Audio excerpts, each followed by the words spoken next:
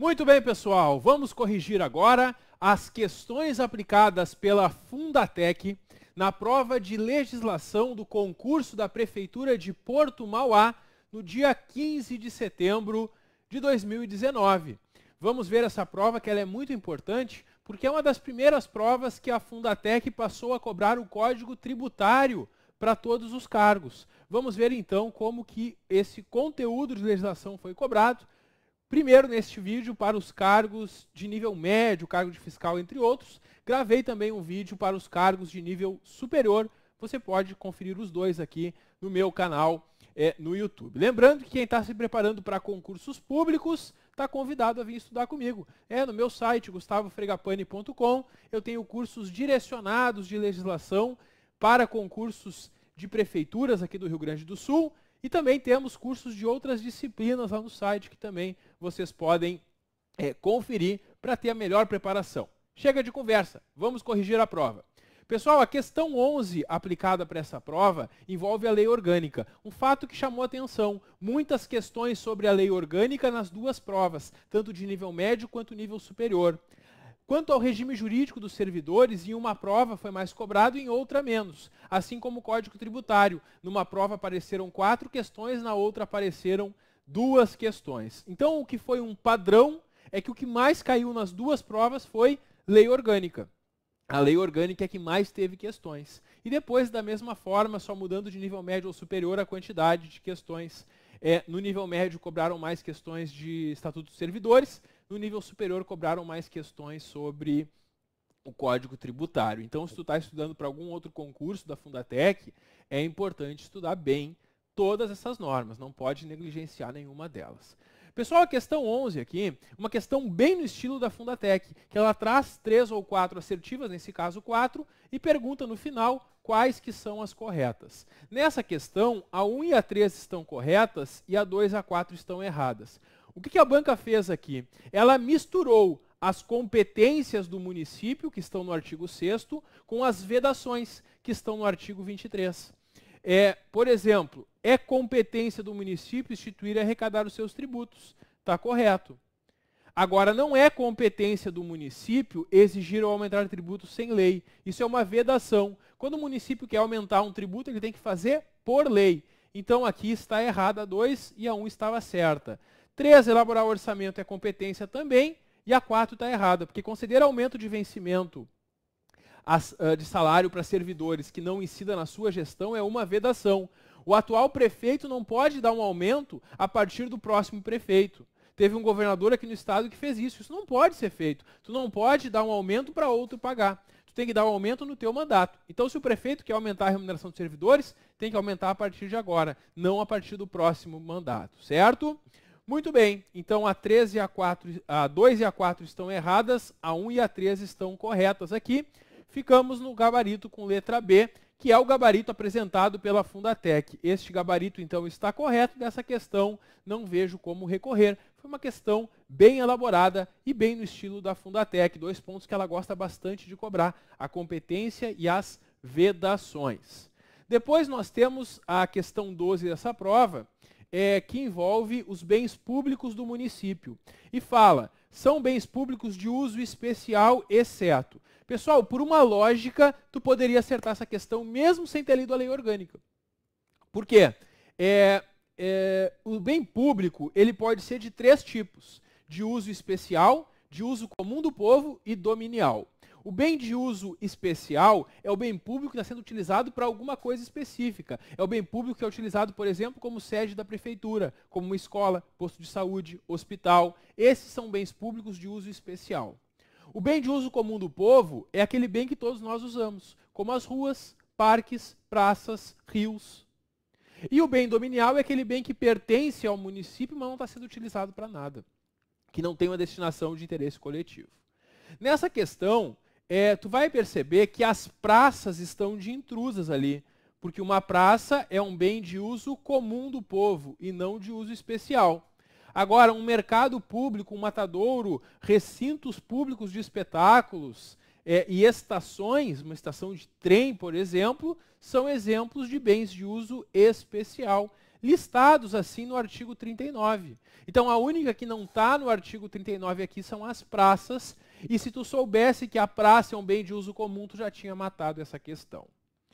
A questão 13 dessa prova, ela envolve a administração pública. Na Lei Orgânica de Porto Mauá, assim como tem lá na Constituição Federal, tem uma parte dedicada à administração pública. E aqui, inclusive, se tu já estudou a Constituição Federal, tu conseguiu acertar essa questão, porque o que foi cobrado aqui também está na Constituição Federal.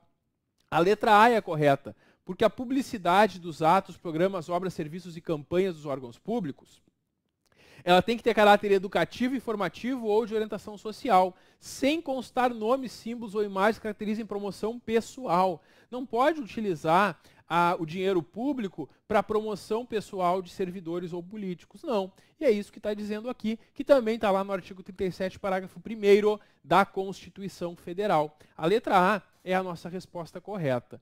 Todas as outras vão ter algum erro.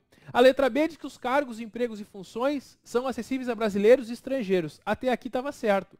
Agora, estrangeiro que fale português fluentemente? Não, não existe essa exigência de falar português fluentemente, não. Então, a letra B está errada.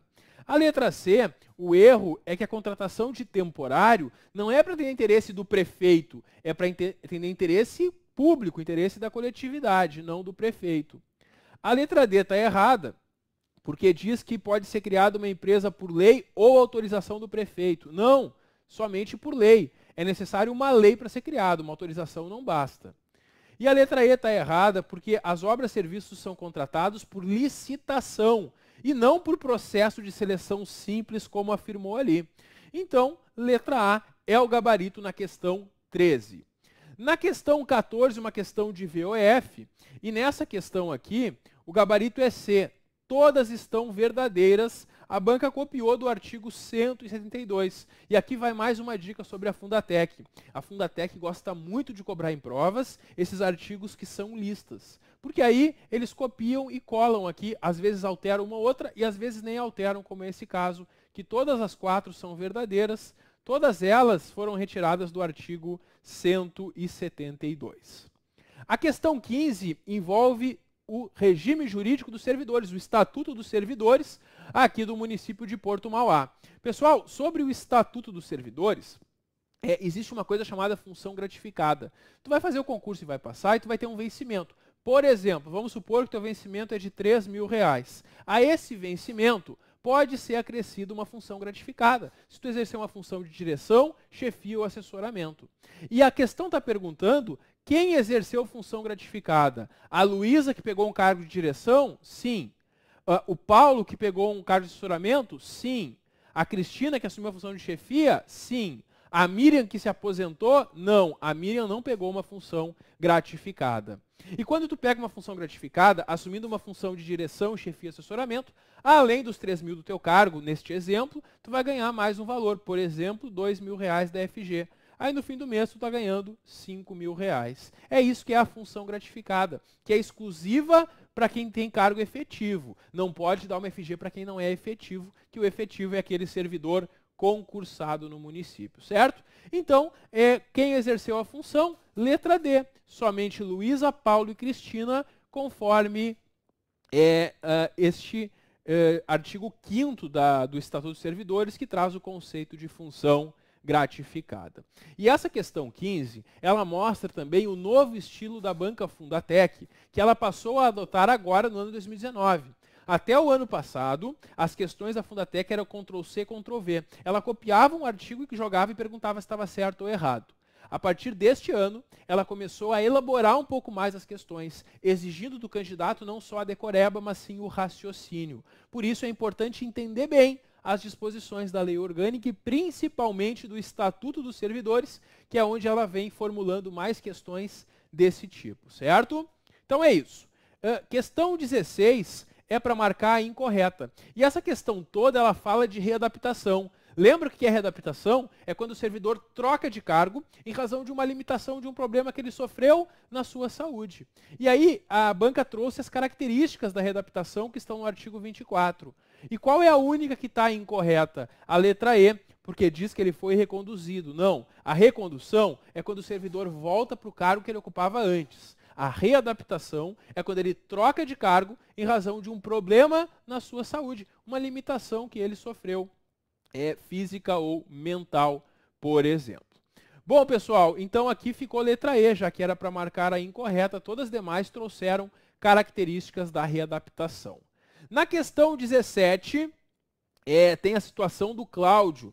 Vejam, mais uma questão prática. O Cláudio, ele está se sentindo constrangido no local que trabalha.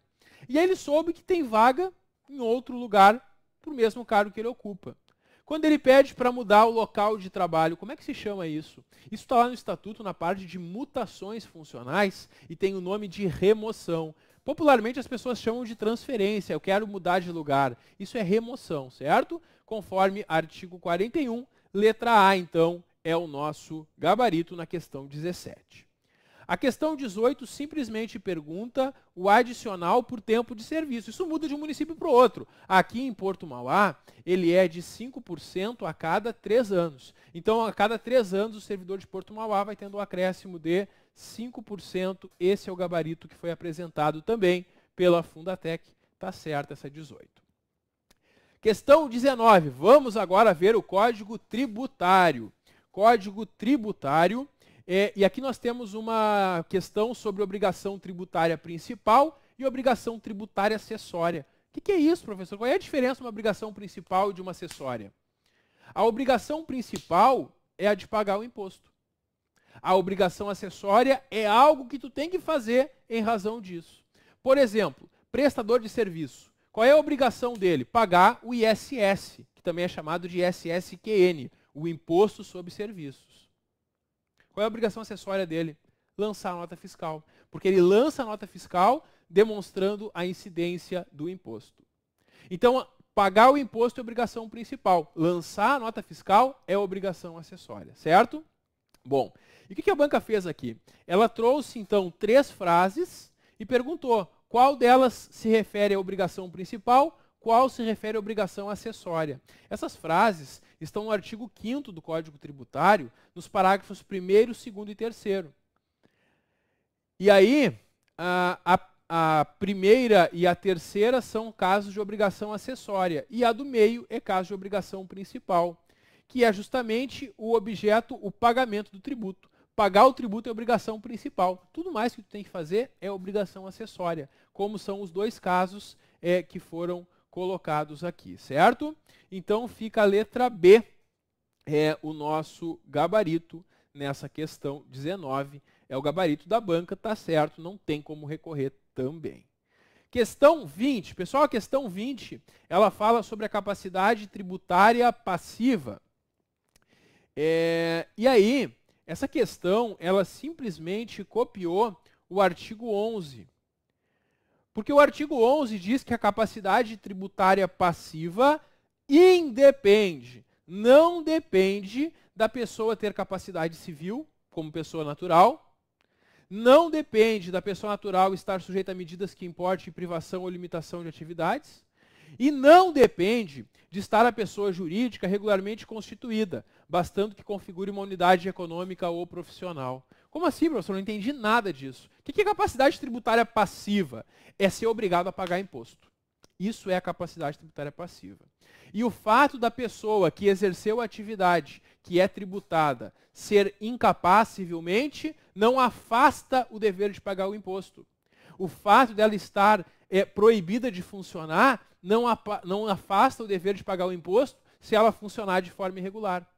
Então, mesmo que tua empresa esteja proibida de funcionar, se tu estiver fazendo atividades sem declarar elas, tu vai ter que pagar o imposto também sobre elas quando for flagrado. O fato da atividade ser proibida ou permitida não faz diferença para a incidência do imposto.